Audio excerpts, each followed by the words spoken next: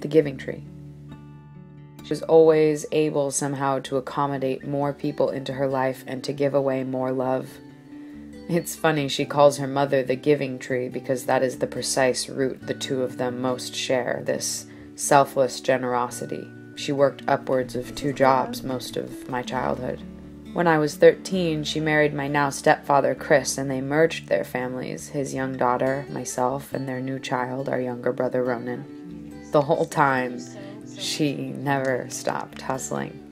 Tilo and Chris had amazing jobs and worked around the clock, giving 3 children the privilege of great education. And then when I was 16, she insisted on taking herself and I to Morocco for a community service project to help underserved street children learn sustainable methods of employment by fixing bicycles. 5 years later, she and Chris left their 6-figure salary jobs to create an independent production company. She was committed to keeping her kids in school, to having food on the table as she had always managed, no matter how much sleep it meant sacrificing, and was, as usual, unstoppable. It was around this time that she and Chris created a non-profit film company called Goodmakers, funded by their for-profit work.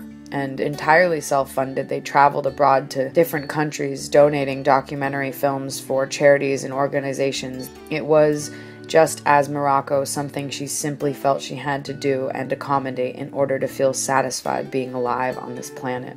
It was her work with Chris that inspired me at 21 to create a youth and community outreach campaign for charitably minded local businesses to create and collaborate with the intention of change in our world, resurrecting our economy, employing new models for healthy, sustainable consumerism. Of course, she supported and believed in us immediately.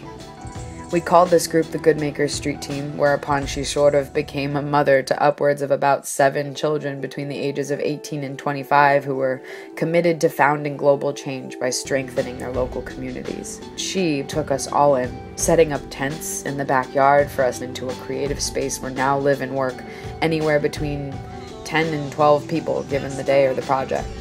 As always, the Giving Tree asked nothing. We speculate around the house what magic potion she must be drinking to appear so supernaturally impervious to human weaknesses. But what I find most inspiring, having been her daughter now for 22 years, is seeing that she is no more impervious to pain than any of us, but that she simply discovered what in life trumps her tribulations, what triumphs over terror. She believes and preaches abundance, without ever preaching at all, simply by living and leading the way the best she can. So talented. Do you know?